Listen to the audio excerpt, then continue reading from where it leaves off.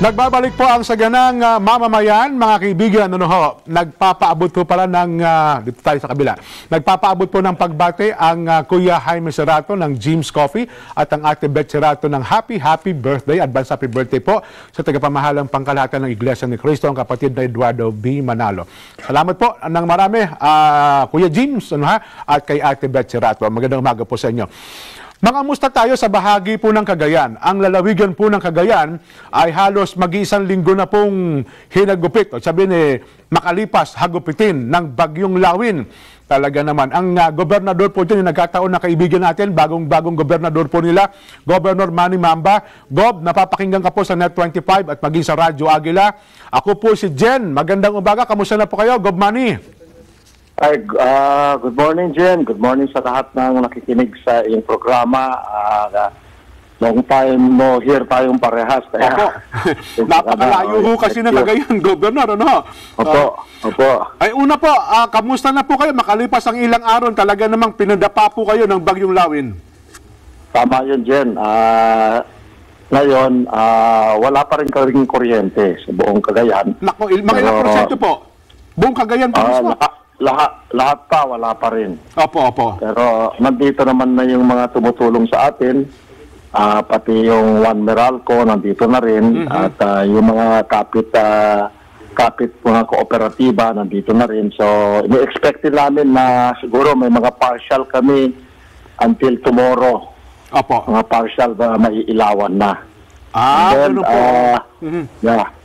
May mga relief operations pa rin dahil ang dami namin nawalan ng bahay dito. Opo. Ang totally damaged sa bahay is about 18,000 ang reported na sa amin. Pinavalidate namin ito dahil may konting tulong naman tayo sa kanila. Ganun din yung national government.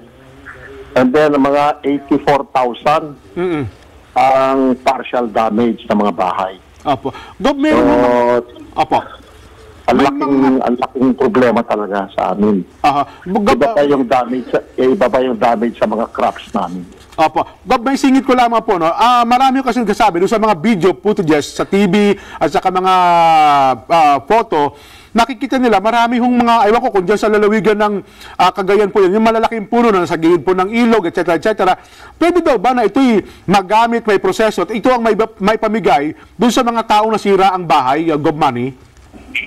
Yeah, pwede rin ganun. Kasi halos lahat naman natumba na lahat dito. Pero yun na nga, kailangan talaga i-proseso pa yun, i-chainsaw or ano. So nag-clearing pa rin kami. Marami talaga. Pero ang tendency is they cut it sa maliliit na pieces. Dahil talagang nakakasagabal. So hindi buo rin. Pero hopefully makakagamit kami ng mga ito. Dahil napakarami talagang natumba. Opo. At in fact, yung mga ibang tao talagang nagtatanggal na rin, tinutumba na rin nila yung mga hindi natumba sa loob ng mga bakuran nila dahil siguro ito na yung new normal dito sa amin na napakalakas na bagyo. First time namin maka-experience na ganito dyan. Opo, ito yun, buena mano, nung kayo maging gobernador ng Cagayan, Gob Manny, ano po? Kaya nga tawag ko kung ano to, blessing in disguise or what. Magiging hamon sa kakayahan natin, Gob. Yeah, opo.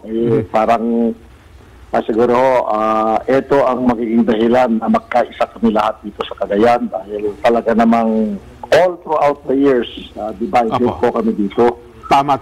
Siguro pagkakataon na magkaisa at ako'y nagpapasalamat sa lahat ng mga tumutugon sa mga natutulong sa atin.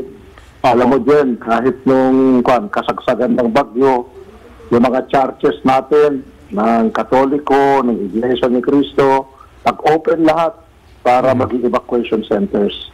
Opo. So, ang laking tulong nun. Kaya siguro, kahit papano, konti yung casualty namin. I was expecting yung malaki dahil napakalakas. Opo. Yung mga namatay pa, yung namatay sa napin down sa mga loob ng bahay nila, nung natumba yung bahay, nadaganan na rin sila yung 3 dun sa 4 na namatay. Sa kabuuan po, ilan hubang nagtalang namatay sa buong lalawigan ng Cagayan, Gob? 4. 4 yung yung pero 3, yung nadaganan sa bahay nila, yung isa naman, tinamaan naman nung nasa sasakyan siya. Pauwi sana ng bahay, pero hindi na rin nakauwi.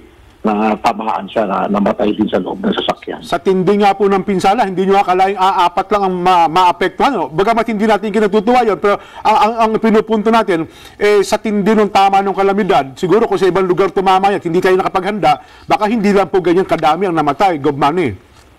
Tama yun, Jen. Tama. Kasi 4 days before, naghanda na kami, nag-preemptive evacuation kami, kinausap namin lahat ang dapat makausap para maging evacuation center. Nag-open nga lahat ng mga simba-simbahan, mga kapilya. Opo. Tapos nag-liquor ban din kami. Tapos nag-adapt a neighbor din kami. Para yung mga magaganda ang bahay, kinuha na nila yung kwan. Kaya magkukuwang ka ngayon, may iiyak ka pag, kasi may People's Day ako every Thursday kahapon. Opo. Nagpupuntahan mga tao, talagang wala na silang mauwian. Opo. So nandun sila sa mga kapit-kapit bahay nila. Buti na lang at kahit pa paano tutulungan sila. Medyo malawak po ang lalawigan ng Cagayan, Gob Manny. Meron pa atang mga lugar dyan na kinakailangan mong pumunta sa mga isla para maabot. Yun bang mga taong yun, naabot na po ng tulong natin, Gob? Naabot na rin. Kasi ang ginawa namin para makatulong yung DSWD, binigay namin sa mga mayors na. Opo. Ganun din yung provincial government, bumili rin ako ng mga rice, pinabigay ko lang sa kanila. So, kahit pa paano, at naka-preposition din yung mga tulong-tulong na galing sa DSWD, ganoon din sa provincial, ganoon din sa mga towns, mismo at mga barangay. Opo. Ano na po? May mga may mga isla, yung mga isla, na may mga tulong na rin sila nakuha pero kulang pa talaga. Katulad ng Fuga Island, katulad din ng Town of Calayan, mga isla kasi yung mga yun.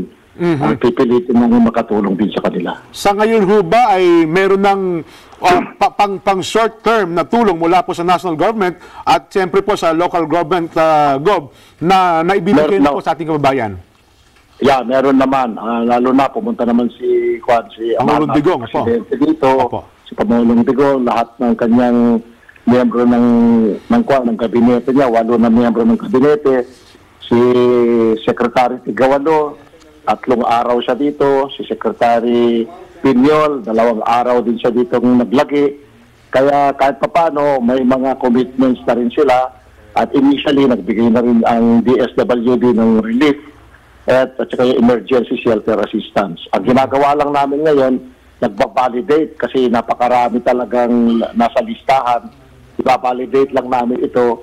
Magbibigay ang DSWD ng 5,000 at yung provincial government naman magbibigay naman ng mga yero kahit makapagbigay lang kami ng 4 na yero sa mga nasiraan o yung mga nawalan ng bahay.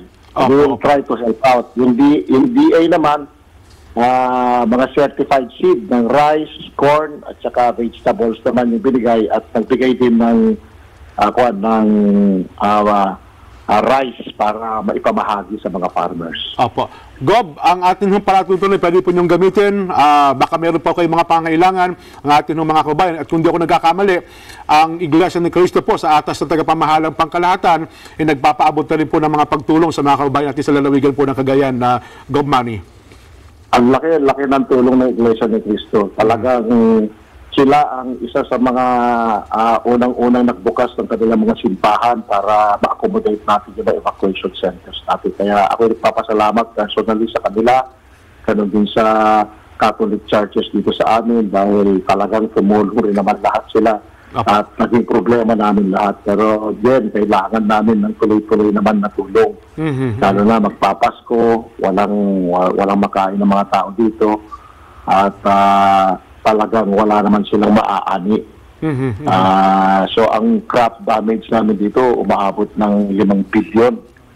So wala kaming ini-expect na makaharvest in lalong-lalo na yung 13 towns na talagang tinamaan dito. Gob, kasama po kayo sa aming panalangin sa inyong pangunguna. Sana ipatuloy po makabangon ng ating mga kababayan. Magandang umaga, maraming po salamat sa inyo. Maraming salamat, Jen. Mabuhay ka, mabuhay ang Net25 at please lang tutukan kami para tuloy-tuloy naman yung mga tulong na makarating sa atin. Maraming salamat, mabuhay ko kayo. Mga kaibigan, Governor Manny Mamba, ang atin nakapanayam, ang gobernador po ng lalawigan ng Cagayan. Basa pa po ako ng mga reaksyon. May kinalaman po sa ating Vox Populi. Ang ating Vox Populi, iba po doon sa mga nakakapanayam natin, ibang paksa po ito. May kinalaman po doon sa mga celebrity na balak pangalanan. Ano ha? Sabi ng ating caller, oo, sang-ayon ako na ibulgar ang kanilang mga pangalan. Ana Dizon Santa Ana. Text, oo, retired Lieutenant Laguirre, si Palay City, Negros Occidental.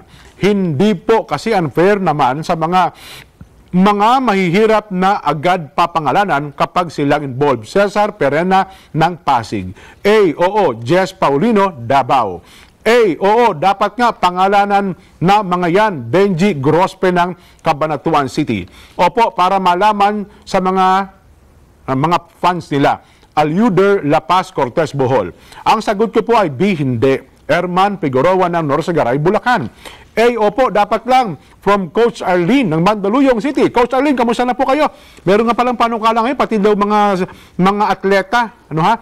Kasi nga naman, nakita nyo yung ibang player ng PBA, no? Lalo yung mga nag-retired. Kamusta na ba si Paul Alvarez ngayon? Ano? Paul ba yun? No? Bong. Iba ata yung Bong, ano? Well, hindi po para maiwasan ang pagkasira ng kabuuan ng mga artista. Gomer Maragusan, Compostela Valley Province. Yes na yes, dapat ibulgar yung mga artista sangkot sa droga. Ano sila? Sinuswerte? Irene ng Malita, Occidental. Ano yon? Saan kayang lugar yon? Oo, dapat lang. Heidi Porras, Cotabato. Opo, Manny, Bulacan.